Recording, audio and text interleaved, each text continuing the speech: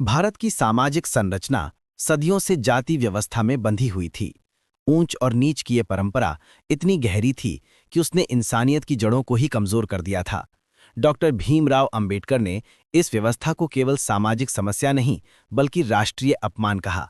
उनका मानना था कि जब तक समाज से अस्पृश्यता समाप्त नहीं होगी, भारत सच्चे अर्थों में स्वतंत्र नहीं हो सकता। ये युद्ध केवल दलितों का नहीं बल्कि हर उस व्यक्ति का था जो मानवता में विश्वास रखता था।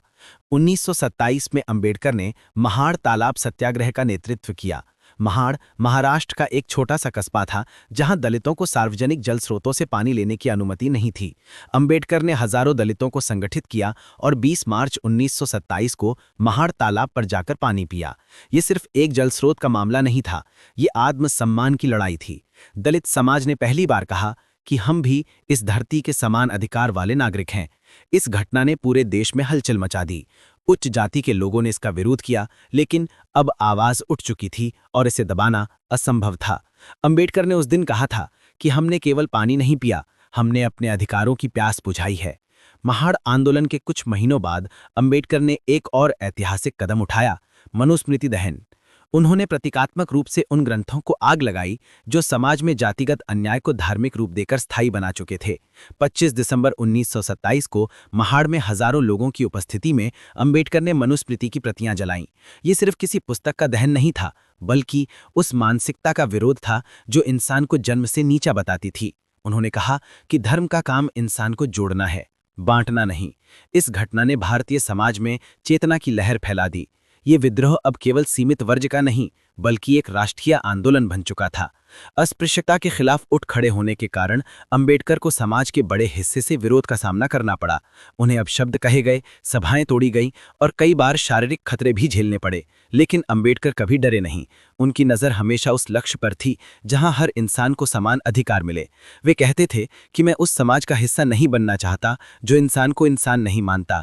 उनका ये संघर्ष केवल सामाजिक नहीं था बल्कि नैतिक और वैचारिक था। वे चाहते थे कि भारत की आत्मा करुणा, समानता और न्याय पर खड़ी हो।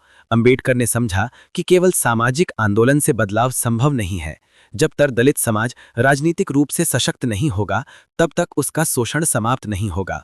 इसी सोच से उन्होंने इंडिपेंडेंट लेबर पार्टी 1936 की स्थापना की। ये पार्टी मजदूरों, किसानों और दलितों के अधिकारों के लिए काम करती थी। उन्होंने दलितों को राजनीतिक जागरूकता दी, उन्हें समझाया कि वोट उनका हथियार है। उनका संदेश स्पष्ट था कि राजनीतिक शक्ति ही सामाजिक सुधार का वास्तविक साधन है। अंबेडकर ने जाति प्रथा को केवल हिंदू धर्म की समस्या नहीं कहा बल्कि मानवता की समस्या बताया। वे मानते थे कि धर्म का असली उद्देश्य है मनुष्य को नैतिक, स्वतंत्र और समान बनाना। उनका यह विचार उस समय के समाज के लिए क्रांतिकारी था। उन्होंने कहा कि धर्म वही सच्चा है जो इंसान को इंसान बनाता है। उनके इन विचारों ने हजारों लोगों को अपनी सोच बदलने पर मजबूर कर दिया।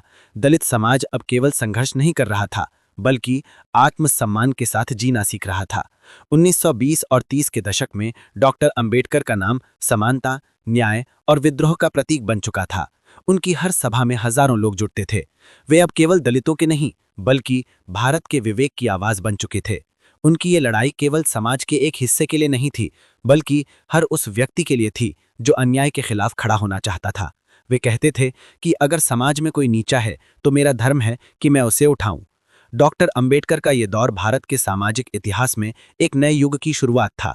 उन्होंने अस्पृश्यता के खिलाफ संघर्ष को केवल नारों तक सीमित नहीं रखा बल्कि उसे संगठन, शिक्षा और विचार की ताकत से जुड़ा।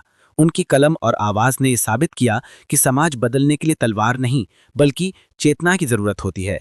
उनका ये संघर्ष आने वाले दशकों में भारत की आत्मा का आधार बनेगा, जहां हर इंसान बराबरी के साथ जी सकेगा और जहां भेदभाव का अंत होगा।